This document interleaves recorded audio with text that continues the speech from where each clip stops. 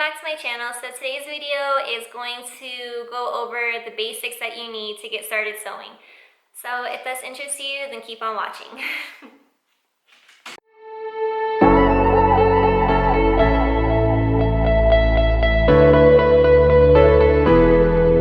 Okay, so I know with the new year, a lot of us like to think about things that we want to learn, new hobbies that we want to try, things like that. So one of the hobbies that I want to learn this year is how to do pottery.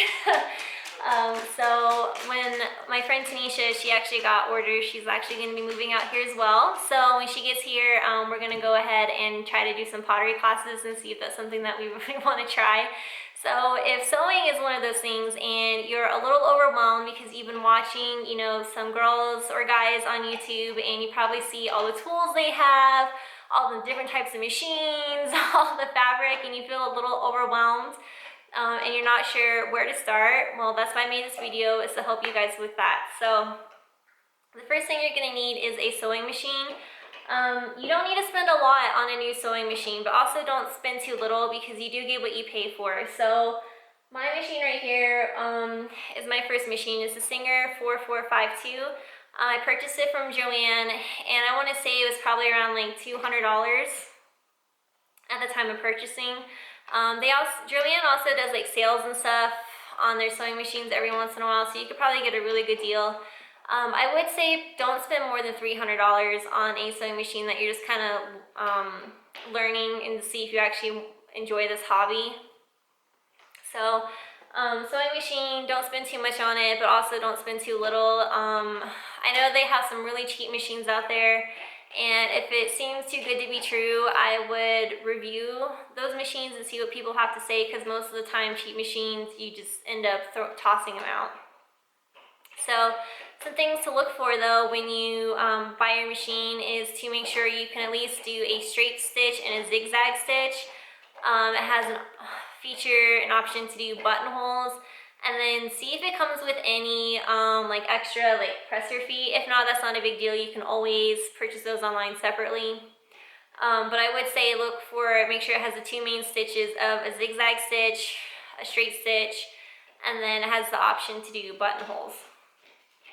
Okay, once you get your machine, the next two pieces of equipment that you're going to need are an iron and an ironing board, but chances are you already have those laying around, so you may not have to purchase those.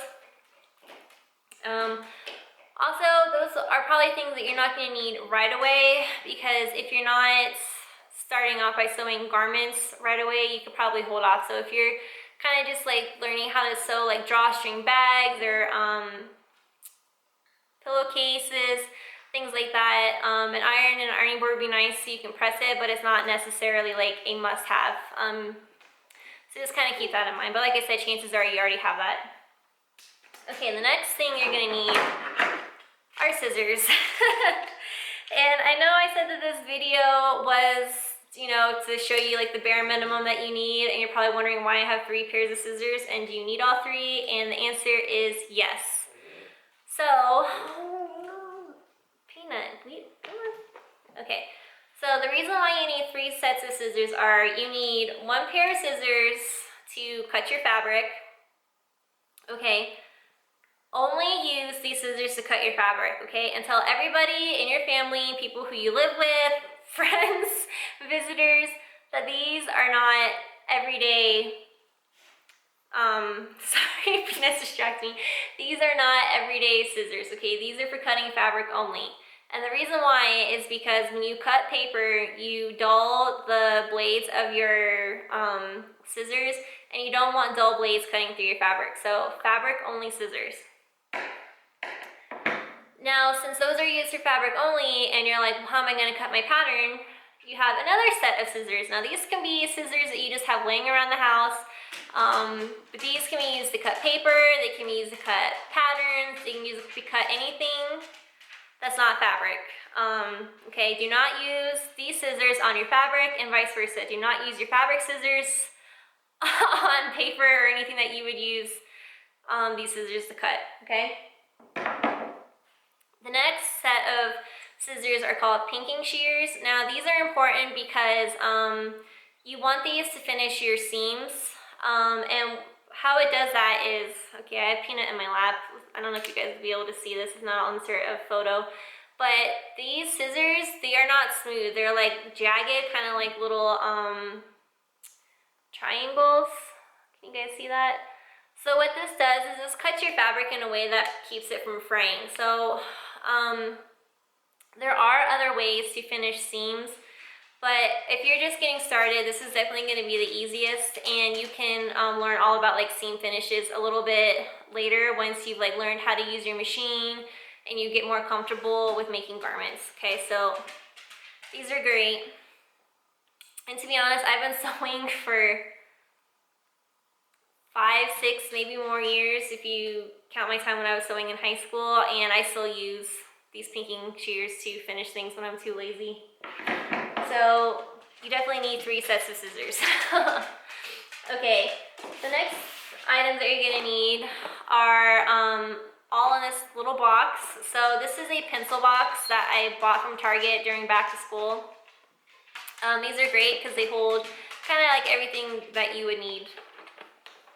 Okay, so first thing, a seam ripper. Never underestimate how much you're going to use this thing, okay? So get like a pretty nice seam ripper. So this is what they look like. And it's funny because I actually kept one of these in my desk at work because we ended up getting new flight suits that had a lot of Velcro on them. And it was like there was this Velcro everywhere, like in the pockets where you were like put your hands in there and scratch your hands up, just everywhere. And we all hated it, so I bought one of these and left it at my desk, and I was teaching everybody how to use this to take that Velcro off. I was like, okay, you need a seam ripper, and this is how you're gonna use this. And this thing got passed around the office and through alerts, so people can rip the Velcro off. So just, like I said, never underestimate how much you're gonna use this, because did I think I would have to bring one of these to work? No, but I did. So, very handy tool. Always keep it by you. Chances are you'll need it probably at least once for every project. Okay, the next thing you're gonna need are pins and a pin cushion.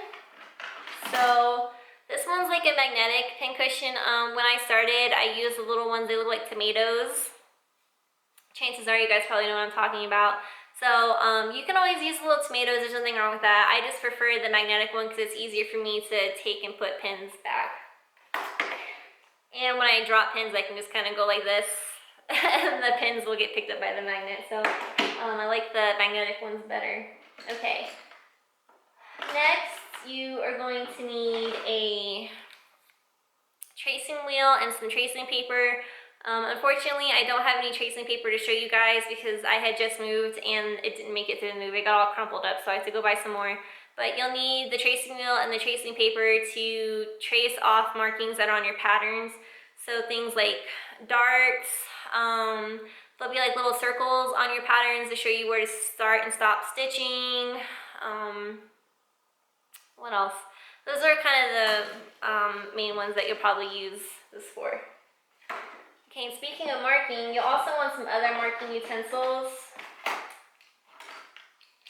Just to have to transfer, like I said, markings onto your fabric. So there's a bunch of different options you can get. You can get a tailor's chalk. These usually come in a pack of 2, like a white chalk and a blue chalk. Same thing with like pencils. They kind of look like colored pencils, but these wash out of your fabric. I also have like a chalk liner, so it's basically just like powdered chalk. Okay, Peanut's out of my lap so I can show you. So it's basically just like powdered chalk, and it has like this wheel right here, and when you trace, the wheel dispenses the chalk. So, and these come in a bunch of different colors too, and they wash out. And then you can have a air or water soluble pen. So you don't need all of these. These are just things that I've picked up to try that I've just collected throughout my time of sewing. And honestly, I really don't have a preference for either one. I think the only thing is do not use the disappearing ink for markings that you're gonna need for a long time. And what I mean by that is like if you're marking something but you're not gonna be sewing it soon, it'll disappear. So you'll just have to remark it. So if you want something that's a little more long lasting, I would say go with something like chalk or a pencil. Okay.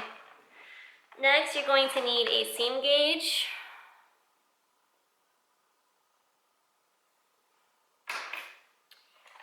Some hand sewing needles.